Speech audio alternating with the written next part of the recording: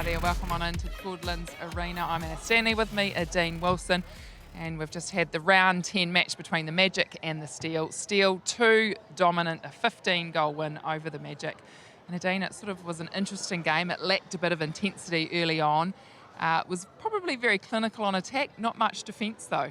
No, there wasn't. I think there was 3 intercepts in that entire game. And when you've got someone like Casey Kopua out there, you'd expect a few more. But even in the post-match interviews, you heard from a lot of the players saying the energy wasn't there, that they were only in third gear. So it was a funny one. Perhaps they know that Super Sunday's coming and they need to put their foot down then. But one player that certainly had intensity from woe to go to Pia Selby-Rickett for the Steel has had a bit of an up and down season, but I thought was extremely dominant tonight.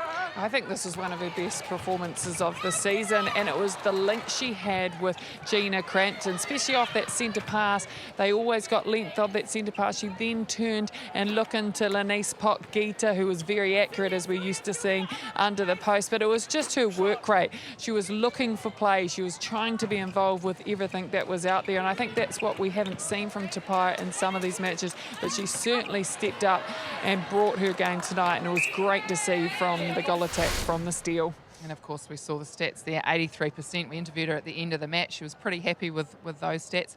Well, down the other end of the court, the wing attack for the Magic, Ariana Cable-Dixon, has sort of made a bit of a strong impact in that starting 7 of late. She certainly plays with speed and fed some good ball into McPhee, just probably not consistent enough at times though.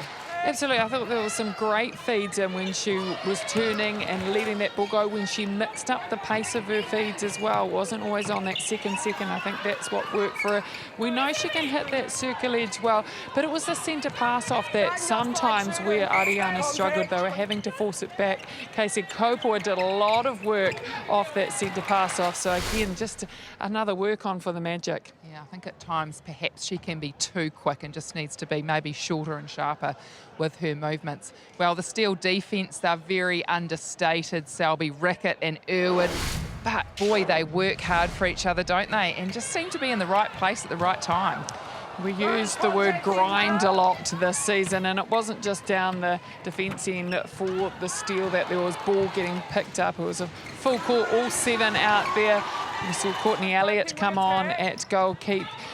Tahuinga Selby-Ricketts came out at goal defence, so they really mixed it up, and in fact they used their whole bench today, which is good going into Super Sunday. Yeah, great to see all 12 to take the court. As we take a look at the full-time stats, well, attempts at goal, Steel more than the Magic. The goal percentage, not much in it.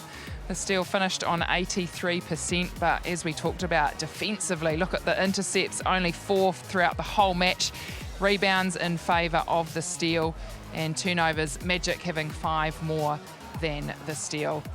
Individual stats, well, Kelsey McPhee, she got good volume, perhaps needs to be a little bit higher in the 80s.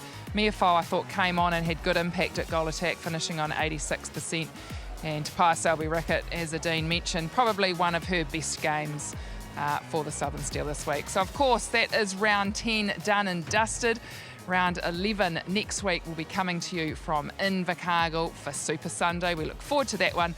But from us here tonight, the Steel too strong for the Magic, winning by 15 goals.